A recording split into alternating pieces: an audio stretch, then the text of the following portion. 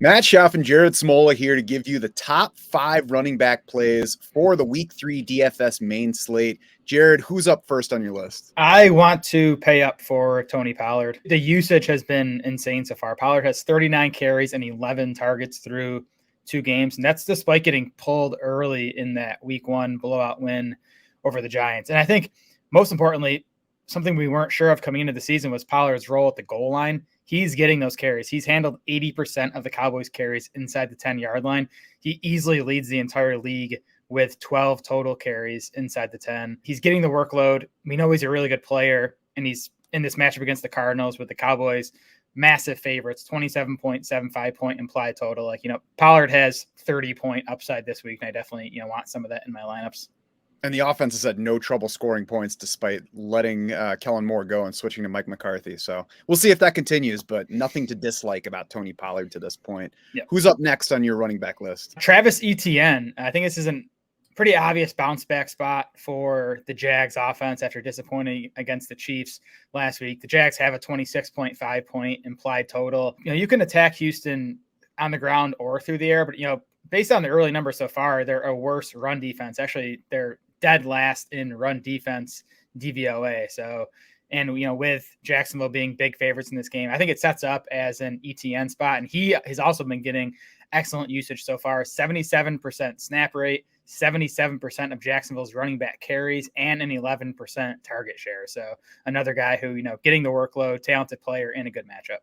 Yeah, I would imagine based on what Doug Peterson said in the offseason, he would like to lessen that going forward, but that's been the usage so far, and it doesn't seem like they trust anybody else a whole lot. Tank Bigsby certainly didn't help that trust level so far, so we'll see where that goes, but I agree. Great spot for Travis Etienne. You have to love his usage so far. You can see how Etienne stacks up as a value against other running backs by checking the lineup generator on draftsharks.com. You can sort by position, by salary, by value, by ceiling and floor projections. You'll see our dollars per point for DraftKings, for Fanduel, and for Yahoo. And that helps you to sort through who's the better value, as well as look at the projected ownership levels for each player as you're building your lineups. Jared, who's the third running back we're going to hit here? I'm going to play Jahmyr Gibbs, and this is a tournament-only play for me. We don't know what this backfield is going to look like without David Montgomery, right? We're pretty sure they're not going to, lean on Gibbs for, 25 touches in this game, right? Like they're going to mix in Craig Reynolds, they're going to mix in Donovan Knight probably. But I do think there's a chance Gibbs's rushing role grows, and he gets 12 to 15 carries in this game. Gibbs did play 65% of Detroit's offensive snaps after David Montgomery left last week's game. If he can hit that number, that would probably mean, again, 12 to 15 carries. And the passing game usage was awesome last week. I feel like that's even kind of gone under the radar.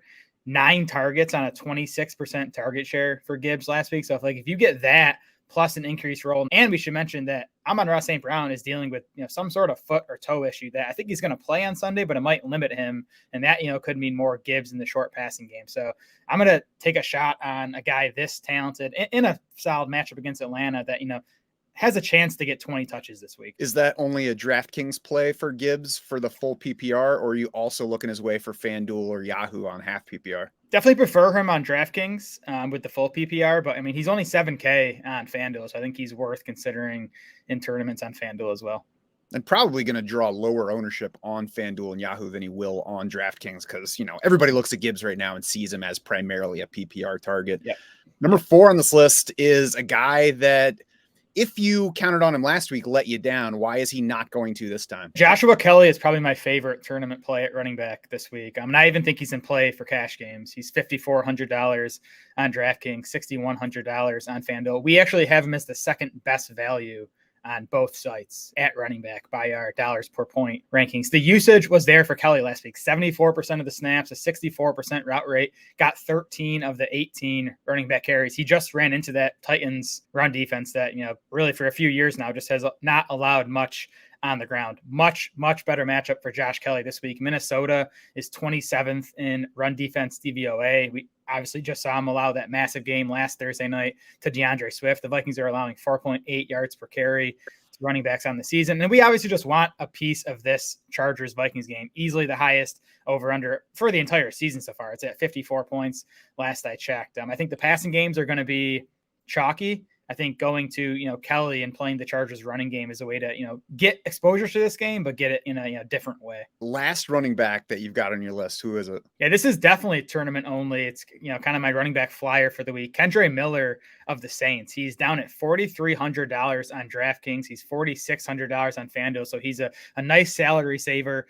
No idea what his role is going to look like, right? I mean, he missed the entire spring recovering from a college knee injury, hurt that same knee in the preseason opener, missed about a week with that, and then suffered a hamstring injury in late August. But he's back now. He's been a full participant in practice so far this week. Jamal Williams is not going to play in this game on Sunday. Alvin Kamara, we know, is not going to play on suspension. So it's Kendre Miller, Tony Jones, and then Taysom Hill, I'd say, is going to get in the mix too, carrying the ball. But I mean, Tony Jones just isn't good. So I don't know how much the Saints are going to trust Kendre Miller, but if they trust him with even, like 10 carries against a pretty beatable Packers run defense, I think he can pay off this price tag.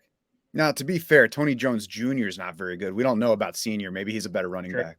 True. Sorry, Dad. Kendre Miller, a little bit too far a reach for me to put in sleeper daily draft lineups where I'm playing there, but I like both Joshua Kelley as a value there. You didn't bring up Raheem Mostert, but he's somebody that's sticking around late in the first couple of daily drafts I did there. Certainly not somebody that is going to produce, but plenty of upside. He's leading that backfield, so I think he is also a good potential DFS value. If you're like me and you want to do some drafting for DFS, I recommend playing on Sleeper, playing the daily drafts there. You draft for $1 and then you get to decide what other entries you put that team into after you've put that lineup together and see what you have. If you're going to play, use our promo code DraftSharks. You will get your first deposit matched up to $100. Free money to play with. I recommend giving it a shot. You can find our top plays at every position for DraftKings and FanDuel and Yahoo on DraftSharks.com. We put out separate articles for cash games and tournament entries on DraftKings and FanDuel. Jared's got DK. Kevin's covering FanDuel. So start your DFS planning there. Then hit the lineup generators. Start building your lineups using both our weekly baseline projections and our ceiling projections for every player. You can also find dollars per point projections and projected player ownership by site. Let's go win some money this week.